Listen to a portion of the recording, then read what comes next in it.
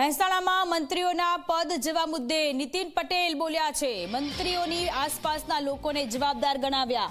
કડીના ભાવપુરા સ્થિત મંદિરે ભાજપનું સ્નેહ મિલન યોજાયું હતું। વોર્ડ નંબર 6 અને 9ના કાર્યકર્તાઓની હાજરીમાં નીતિન પટેલે કે જેમણે નિવેદન આપ્યું છે, મંત્રીઓની આજુબાજુ રહેનારા લોકો ખોટું કામ કરે તો પણ પદ જાય છે।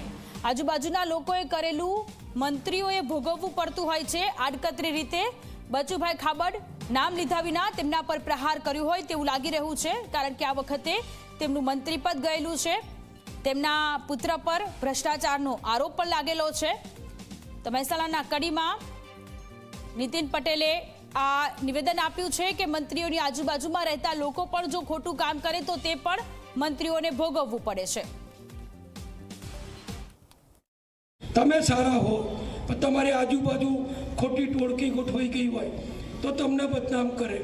હમણાં બધું કેટલાય બે પ્રશ્નો ગુજરાતમાં થયા।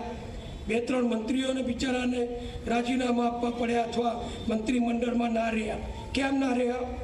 એમણે ખોટું કર્યું હોય કે ના કર્યું મને ખબર નથી, પણ એમના પરિવારમાંથી, એમના ટેકેદારોમાંથી 2-5 જણાએ ખોટું કર્યું।